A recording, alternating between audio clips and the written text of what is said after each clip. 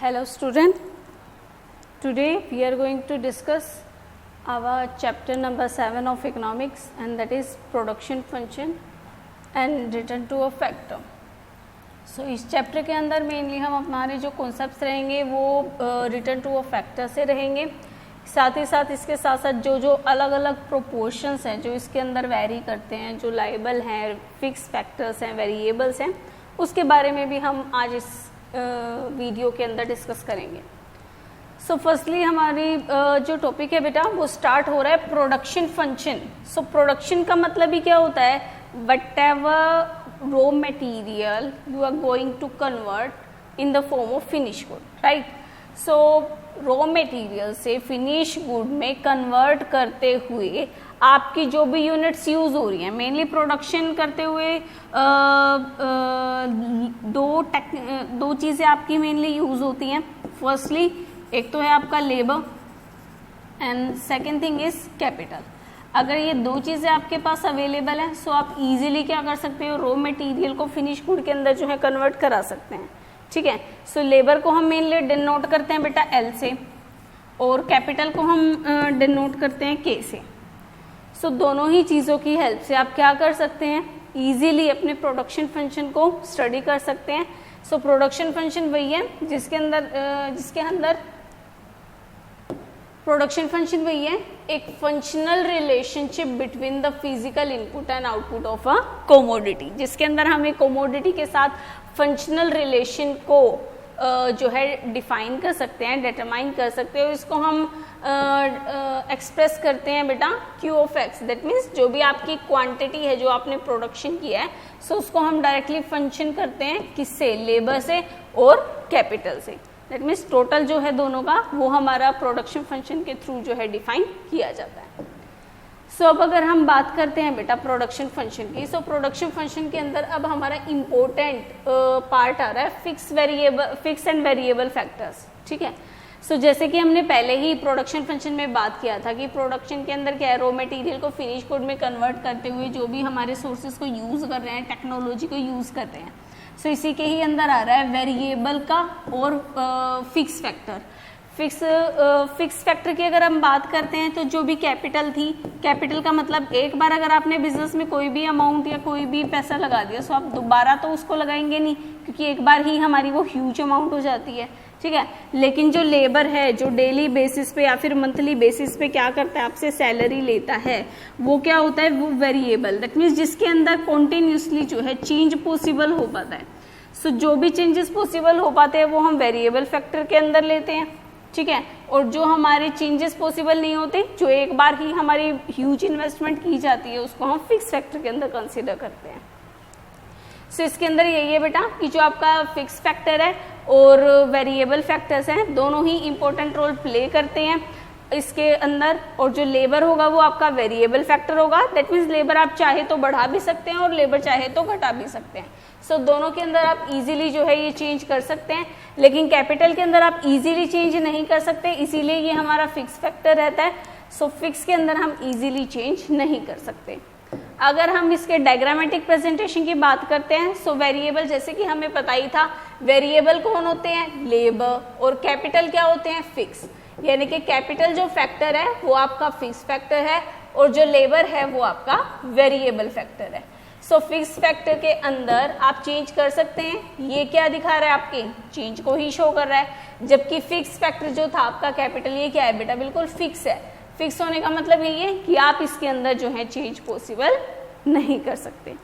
अगर आप बात करते हैं बेटा लॉन्ग रन की, ये जो हमने अभी बात की थी ये तो थी शॉर्ट रन की। शॉर्ट रन का मतलब होता है कि थोड़े समय में, अगर 1 या 2 साल की बात कर रहे हैं तो 1 या 2 साल के अंदर हम किसी एक फैक्टर में ही चेंज कर सकते हैं, दूसरे फैक्टर में चेंज नहीं कर सकते।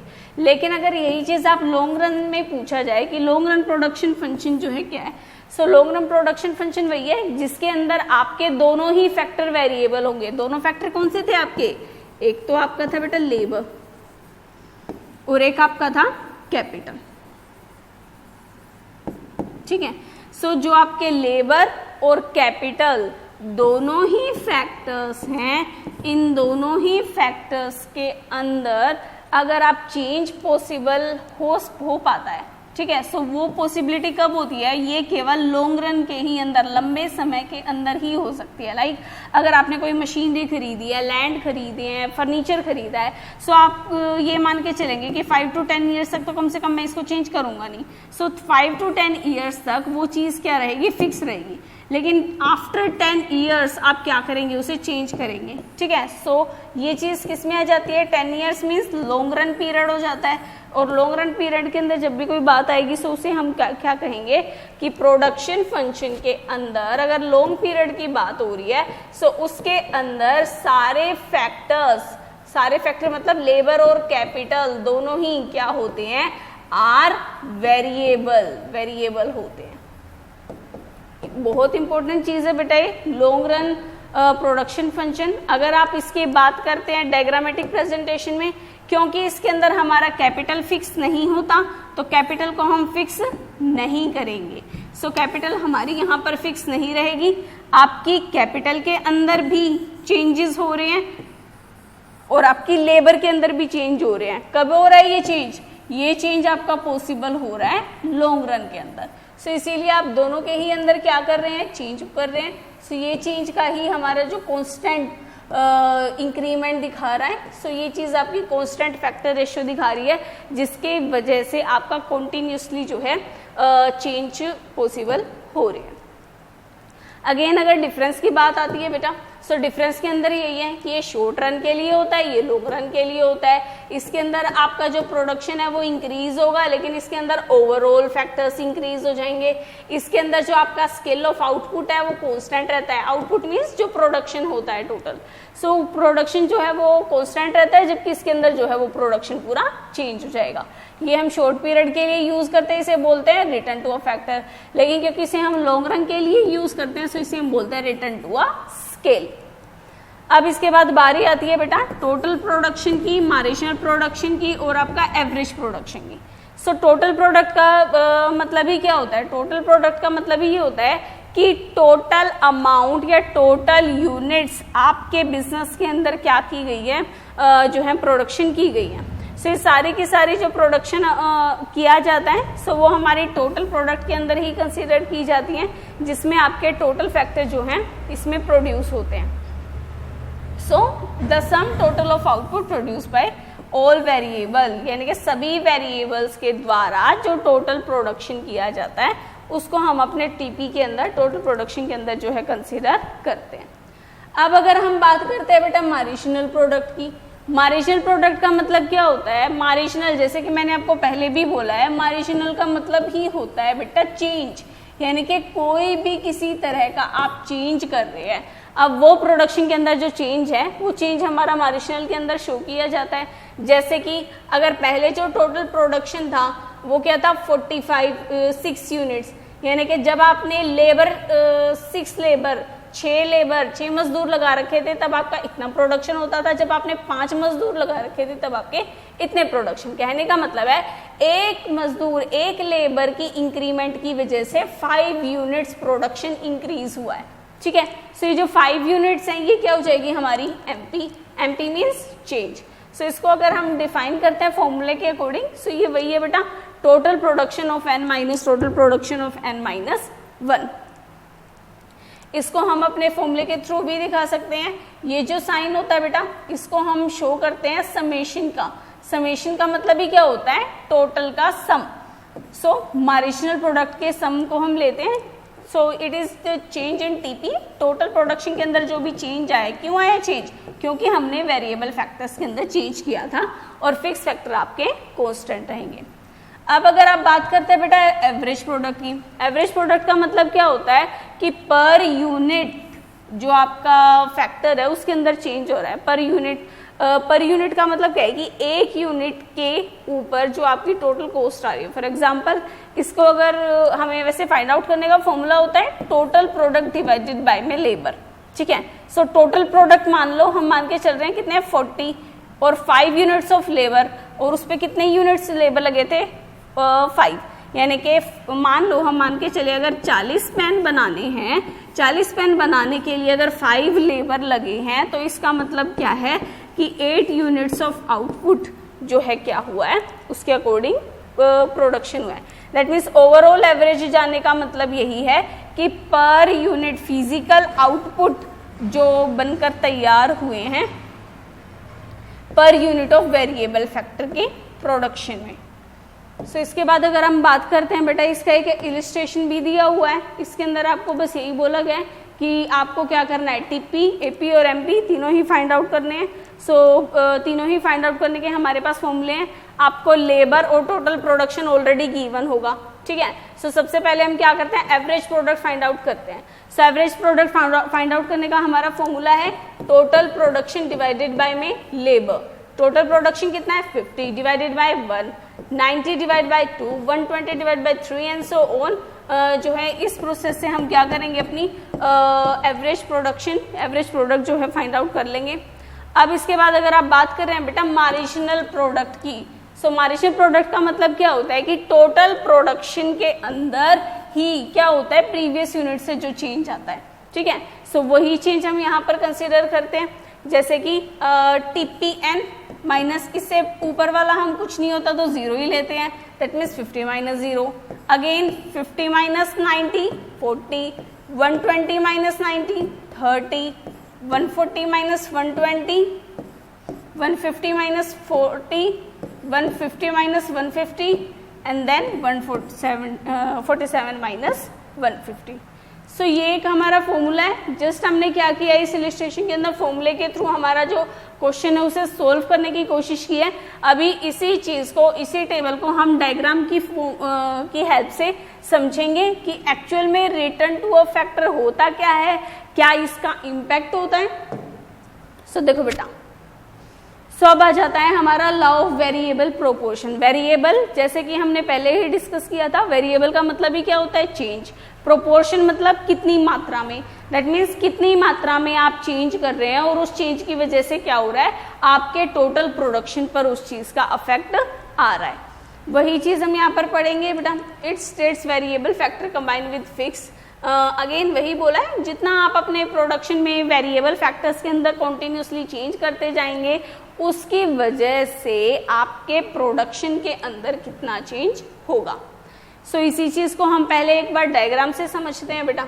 देखो, सबसे पहले हम एक चीज फॉर एग्जांपल हम लेके चल रहे हैं, मान लो एक खेत है, ठीक है, फील्ड एरिया है, एक खेत है। खेत मीन्स लिमिटेड लैंड। अब लैंड को तो आप बढ़ा नहीं सकते, तो फिक्स फैक्टर है, ठीक है। लैंड हमारी एक ही रहेगी, दैट मीन्स आपका 1 है हर केस में। अब लेबर आप क्या कर रहे हैं, पहले आपने केवल एक लेबर लगा रखा था, फिर 2 लेबर, कॉन्टिन्यूसली आप क्या कर रहे हो, लेबर को बढ़ाते जा रहे हो, ठीक है। इस फील्ड एरिया को कवर करने के लिए जैसे ही आप लेबर को बढ़ा रहे हैं, जैसे जैसे आपने लेबर को बढ़ाया है वैसे वैसे प्रोडक्शन क्या हो रहा है बेटा, इंक्रीज हो रहा है, ठीक है। जैसे जैसे हमने लेबर बढ़ाते गए, हमारा जो खेत का जो इतना भी काम था वो जल्दी जल्दी फिनिश होता गया। लेकिन एक स्टेज ऐसी आती है जब हमारा काम कांस्टेंट रह जाता है। कांस्टेंट रहने का मतलब है कि अब जो प्रोडक्शन है वो इंक्रीज नहीं हो रहा। क्यों नहीं हो रहा इंक्रीज? क्योंकि हम केवल एक ही फैक्टर के अंदर इंक्रीमेंट कर रहे हैं, लेकिन दूसरा फैक्टर हमारा उतना का उतना ही है। दैट मीन्स फील्ड एरिया, खेत तो आपके पास उतना ही है जितना आपको यहाँ पे क्या करना है, प्रोडक्शन। अब यहाँ पर मजदूर तो ज्यादा हो गए लेकिन आपके पास काम कम है, ठीक है। इस वजह से जो आपका टोटल प्रोडक्शन है वो एक सिचुएशन पे आके कांस्टेंट हो जाएगा और कांस्टेंट से आकर वो फिर क्या हो जाएगा बेटा, डाउन जाने लग जाएगा। यही चीज अगर आप मार्जिनल के अंदर करते हैं, मार्जिनल मतलब जो भी आपके टीपी के अंदर चेंज आता है। टीपी के अंदर चेंज आता है तो फर्स्टली हम 2 माइनस 0 0 और 2 माइनस 0 2 ही लेते हैं। 5 minus 2 3, 9 minus 4 9 minus 5 9 minus 5 4, 12 minus 9 3, 14 minus 12 2, 15 minus 14 1 and 15 minus 15 0। और उसके बाद जब आपने अपने लेबर वेरिएबल फैक्टर्स को इंक्रीज करने के बाद क्या हुआ है, कांस्टेंट हुआ है। और फिर एक सिचुएशन ऐसी आएगी जब आपका जो प्रोडक्शन है, जो मार्जिनल प्रोडक्ट है, जो चेंज है वो क्या हो जाएगा, नेगेटिव में जाने लगेगा बेटा, ठीक है। ये हमारी 3 स्टेज होती हैं। पहली स्टेज तो वो है जब आपका प्रोडक्शन इंक्रीज होता है। सेकेंड स्टेज हुआ है जब आपका प्रोडक्शन कांस्टेंट होता है, और थर्ड स्टेज है जब आपका जो प्रोडक्शन है वो जो है डिक्रीज होता है। सो ये हमारी मेनली 3 स्टेजेस थी बेटा, जिसके अंदर हम अपने टोटल प्रोडक्शन को जो है अच्छे से रीड आउट करते हैं, समझते हैं कि क्या होता है। अगर हम इसी चीज को डायग्रामेटिक वे में देखते हैं, ठीक है, सो डायग्रामेटिक वे में अगर आप इसी चीज को देखते हैं, देखो बेटा, जैसा कि मैंने अभी अभी बोला था कि हमने इस पूरे क्वेश्चन को 3 पार्ट्स में डिवाइड किया है, 3 सेक्शन में डिवाइड किया है। पहला एक तो था जब हमारे पास क्या हो रहा था, increasing return to a factor, ठीक है। दूसरा जब हमारे पास क्या था, कांस्टेंट, जब 0 जो है टोटल प्रोडक्शन हो जाता है, सॉरी मार्जिनल प्रोडक्शन हो जाता है। एंड थर्ड जब क्या हो रहा है, डिमिनिशिंग, यानी कि इस सिचुएशन पर जो प्रोडक्शन है वो क्या हो रहा है, नेगेटिव जा रहा है, ठीक है। सो यही चीज आज हम यहाँ पर पढ़ेंगे। देखो बेटा, लॉ ऑफ वेरिएबल के अंदर जैसे कि हमने पढ़ा था कि टोटल प्रोडक्शन हमारा क्या हो रहा है, कॉन्टिन्यूअस बेसिस के ऊपर इंक्रीज हो रहा है। फर्स्ट स्टेज जो थी बेटा, सो फर्स्ट स्टेज के अंदर आपका टोटल प्रोडक्शन भी इंक्रीज हो रहा था और आपका जो मार्जिनल प्रोडक्शन है वो भी इंक्रीज हो रहा था। क्यों? जैसे जैसे आप लेबर को बढ़ाएंगे वैसे वैसे आपका प्रोडक्शन क्या होगा, इंक्रीज होगा। सो ये भी आपका इंक्रीज हो रहा है और फर्स्ट स्टेज पे टोटल प्रोडक्शन भी इंक्रीज हो रहा है। अब आ रही है बात सेकेंड स्टेज की। सेकेंड स्टेज पे क्या हो रहा है कि आप कांस्टेंट होने का मतलब क्या है, अब जो प्रोडक्शन है वो आपके क्या हो रहे हैं, इंक्रीज। लेबर इंक्रीज करने के बाद भी वो एक अपने पीक पॉइंट पर पहुंच गया बेटा। पीक पॉइंट जो रहेगा वो कांस्टेंट हो जाएगा। सो इस कांस्टेंट पॉइंट पर जैसे ही टोटल प्रोडक्शन आता है, ये कहता है कि इस सिचुएशन पे जो आपका मार्जिनल प्रोडक्ट है वो क्या हो रहा है, 0 हो रहा है।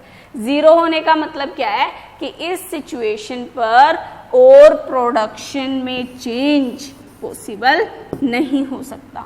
और इनफैक्ट इसके बाद भी अगर आप कंटिन्यूसली लेबर बढ़ाते जा रहे हो तो क्या होगा, फिर आपका जो प्रोडक्शन है वो इंक्रीज होने के बजाय डिक्रीज होने लगेगा। डिक्रीज होने से मतलब है जैसे ही आपका टिप पे डिक्रीज होगा ना, उसी सिचुएशन से जो आपका एमपी है यानी कि जो चेंज है वो नेगेटिव होना स्टार्ट होगा बेटा। सो ये जो सिचुएशन है ये हमारी बता रखी है तीनों स्टेजेस की, जिसके अंदर increasing, diminishing and constant return to a factor है, उसको हम यहाँ पर अच्छे से पढ़ते हैं। अगर आप इनके रिलेशन की बात करते हैं बेटा, सो रिलेशन के अंदर यही है कि सबसे पहले जब आपका टीपी, फर्स्टली अगर आप बात कर रहे हैं, जैसे ही आपका टोटल प्रोडक्शन टीपी इंक्रीज होगा वैसे ही आपका एमपी भी क्या होगा, इंक्रीज होगा, ठीक है। MP also increases.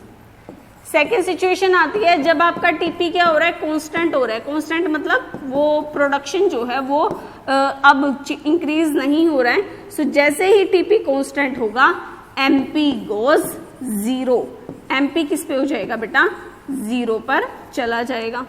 और उसके बाद थर्ड सिचुएशन आती है कि जैसे ही आपका टीपी डिक्रीज होगा, डिमिनिश होगा, सो वैसे ही एमपी गोज नेगेटिव। वैसे ही आपका जो एमपी है वो क्या हो जाएगा, वो नेगेटिव चला जाएगा। सो ये हमारी 3 सिचुएशन थी बेटा, एमपी स्टार्ट ऑल्सो डिमिनिशिंग। तो ये हमारी तीनों स्टेजेस थी जिसको यहाँ पर जो है डिफाइन किया गया था। अगर आप इसके ऑब्जर्वेशन के बारे में बात करते हैं, सो अगर आप एपी और एमपी के रिलेशन के बारे में बात करते हैं बेटा, सो एपी और एमपी के रिलेशन में क्या है कि एमपी फर्स्ट सिचुएशन होगी जहां पर आपका एमपी क्या होगा, ग्रेटर होगा। MP is greater then AP, ठीक है। सो एपी क्या हो रहा है, डिक्रीज, कम है किससे, एमपी से। ये सिचुएशन थी फर्स्ट। सेकेंड सिचुएशन क्या होगी, जब ये दोनों एक दूसरे को काटेंगे, इंटरसेक्ट करेंगे। इंटरसेक्ट करने का मतलब है MP is equal to AP. और फिर आपके थर्ड सिचुएशन आ जाएगी जब एमपी तो चला जाएगा नेगेटिव में और उसकी वजह से AP is greater than MP. So ये हमारी तीनों स्टेज थी बेटा, जिसके अंदर हम जो है इस चीज को अच्छे से कंसीडर करते हैं। इसी के साथ साथ हमारे कुछ डायग्राम्स हैं जो कि इन चीजों को और ज्यादा अच्छे से समझने में हेल्प करेंगे। सो अगर आप पहले बात करते हैं पार्ट ए की, ए पार्ट के अंदर देखो बेटा, A part, B part, C part and D part. So firstly हमारी बात आ रही है ए पार्ट की। सो ए के अंदर क्या बोला है कि एमपी जो है आपका वो क्या हो रहा है बेटा, वो आपका इंक्रीज हो रहा है। ठीक है, सो एमपी इंक्रीज होने का मतलब क्या है कि आपका कॉन्स्टेंटली यहाँ पे स्ट्रेट लाइन दिखाने से मतलब है कि इसके अंदर कोई भी चेंज नहीं हो रहा है। अगर 5 का गैप है, 5 का क्लास इंटरवल में गैप आ रहा है तो 5 का ही चेंज हो रहा है। दैट मीन्स ये जो कॉन्स्टेंटली इंक्रीमेंट दिखा रहा है, स्ट्रेट लाइन दिखा रहा है, वो स्ट्रेट लाइन दिखाने का मतलब यही है कि जो ये चेंज हो रहा है वो आपका कॉन्स्टेंटली हो रहा है। ठीक है, सो आपका एमपी इंक्रीज हो रहा है। सो उस सिचुएशन में जो टीपी है वो भी इंक्रीज हो रहा है, लेकिन ये कर्व में हो रहा है। कर्व में होने का मतलब है कभी थोड़ा सा इंक्रीमेंट हो गया, कभी थोड़ा ज्यादा इंक्रीमेंट हो गया। सो वो चीज। अगर आप बी स्टेज की बात करते हैं बेटा, सो इसके अंदर क्या है कि हमारा जो एमपी है वो कांस्टेंट है। सो जब आपका एमपी कांस्टेंट रहेगा ना, उस सिचुएशन पे टीपी इंक्रीज होगा, लेकिन कॉन्स्टेंटली, यानी कि इस बार कर्व के बजाय वो चीज स्ट्रेट लाइन में इंक्रीमेंट हो रही है। ठीक है, सेम यही चीज जब हम बात करें डिक्लिनेशन की। सो डिक्लाइन होने का मतलब क्या है कि एमपी अभी क्या हो रहा है बेटा, डाउन जा रहा है, वो भी कॉन्स्टेंटली। कॉन्स्टेंट मीन्स बिना किसी चेंज के, बदलाव के, इक्वल गैप के अंदर वो चीज जो है आपके डाउन जा रही है। सो उस सिचुएशन पे टीपी राइज, टीपी इंक्रीज जरूर हो रहा है, लेकिन कॉन्स्टेंट रेट से इंक्रीज नहीं हो रहा है, वो डिक्लिनेशन रेट से जो है आपका इंक्रीज हो रहा है। फोर्थ स्टेज क्या था, जब आपकी जो एमपी था वो क्या हो रहा है बेटा, नेगेटिव जा रहा है। ठीक है, नेगेटिव जाने की वजह से क्या होगा, आपका जो एमपी है वो बिल्कुल ही डाउन जाएगा। उस सिचुएशन में आपकी जो टीपी है वो भी क्या हो जाएगी बेटा, बिल्कुल डाउन जाएगी। सो ये था बेटा हमारा chapter law of variable proportion. इसके अंदर आपको स्टिल डाउट रहता है, आप मुझसे पूछेंगे, फिर से एक बार वीडियो को देखेंगे और अच्छे से समझेंगे बेटा, बहुत इंपॉर्टेंट टॉपिक है।